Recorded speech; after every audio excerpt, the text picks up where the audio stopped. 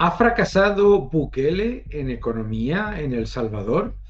Muchos medios de comunicación dicen que el problema de El Salvador es que la economía no va bien y a la vez nos dicen que ha sido un fracaso la apuesta por el Bitcoin. Vamos a hablar de todo ello.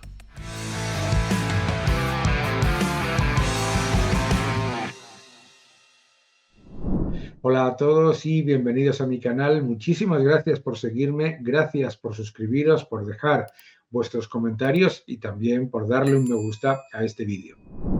La crítica constante hacia Milei y Bukele es algo que es ya la norma en los medios de comunicación en los países desarrollados y en Europa es muy evidente. Es curioso porque a la vez el silencio sobre Nicaragua es ensordecedor. Y ya no os quiero contar el silencio sobre Cuba y, por supuesto, sobre el desastre de Venezuela.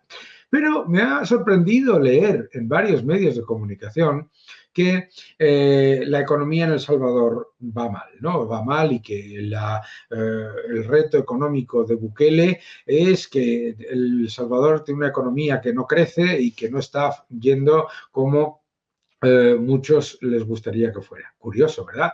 Vuelvo a repetir, silencio, ¿eh? Silencio ensordecedor con Nicaragua, con Cuba y con Venezuela. Acompañadme porque vamos a ver algunos datos. Vamos a ver.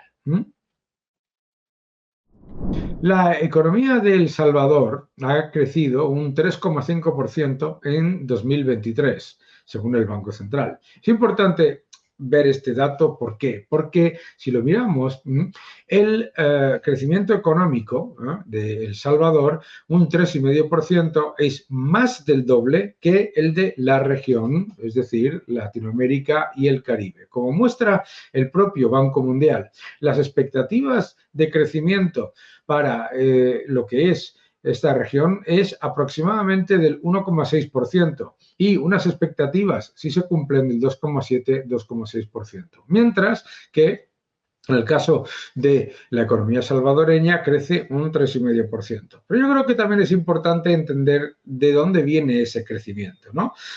La construcción creciendo un 17,9%, electricidad un 14,6%, servicios profesionales y técnicos un 11,1%, etcétera. Es decir, vemos un crecimiento, digamos, en general en todas las áreas. Pero también es muy importante entender que este crecimiento se está dando con una bajísima inflación, mientras que las expectativas de pobre crecimiento para América Latina y para el Caribe del Banco Mundial, lo que nos muestran es lo contrario, lo que nos muestran es una elevadísima inflación, de hecho todavía en algunos países con hiperinflación, como es el caso de Venezuela. Pero lo curioso además es que lo que nos encontramos constantemente es esta idea de un país con problemas financieros, que los efectos económicos son negativos, que el crecimiento es pobre. Es decir, ¿qué es lo que nos dice todo esto? Lo que nos dice fundamentalmente es que hay una doble narrativa.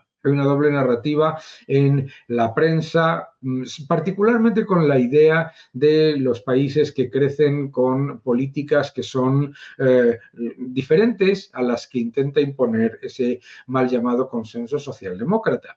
Se ha dicho que El Salvador fracasaba en su apuesta por el Bitcoin y resulta que el Bitcoin está a máximos y ha conseguido un nivel de, pues de lo que sería una rentabilidad latente que no consiguen ninguno de los países cercanos con sus reservas en el Banco Central o con sus apuestas por otras medidas, ¿verdad?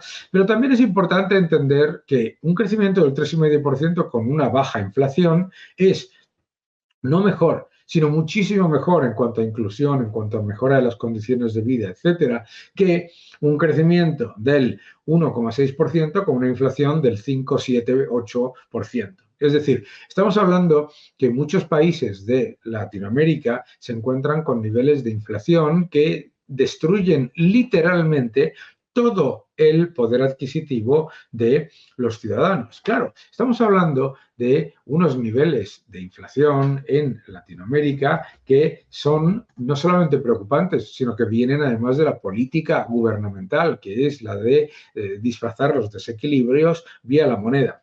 Por lo tanto, ¿qué es lo que podemos decir de los datos de El Salvador? Pues que obviamente son parte de un proceso de mejora y de crecimiento, que desde luego son mucho mejores que los países de su entorno y que claramente lo que reflejan es la realidad de una economía que tiene un potencial enorme y que debe continuar mejorando en ese potencial, porque si no se hace con medidas de oferta, es decir, bajadas de impuestos, mejora de la sostenibilidad de las cuentas públicas y una política que lo que haga es fortalecer la clase media y atraer la inversión, lo que lleva es a la destrucción de la economía. Es decir, esas políticas que llaman sociales muchas veces son profundamente antisociales. Lo hemos visto en todos los países del entorno de esos países hermanos de Latinoamérica. ¿Por qué son profundamente antisociales? Porque el gobierno te intenta convencer de que 2 más 2 son 22, de que van a conseguir inventar el bálsamo de Fierabras y crear oro de la nada. Y la realidad es que el gobierno lo que hace es empobrecer a los ciudadanos vía la inflación, es decir, con políticas monetarias equivocadas y vía también la destrucción del potencial de crecimiento, detrayendo inversión extranjera, poniendo trabas a lo que es la creación de empleo y la creación de riqueza y poniendo trabas a la atracción de capital. En realidad, Latinoamérica tiene un enorme potencial, pero ese potencial no se va a conseguir con las políticas equivocadas. Y las políticas equivocadas ya las conocemos. Son las políticas de Cuba, son las políticas de Nicaragua, son las políticas de Venezuela, son las políticas de la Argentina del kirchnerismo y del peronismo extractivo y confiscatorio. Hemos visto cómo Chile pasaba de ser un país que crecía y mejoraba a un país en estancamiento por culpa de las políticas equivocadas y eso que no han podido implementar la política monetaria que querían llevar a cabo, es decir, imprimir masivamente dinero para financiar el gasto público y con ello destruir la moneda y aumentar la inflación.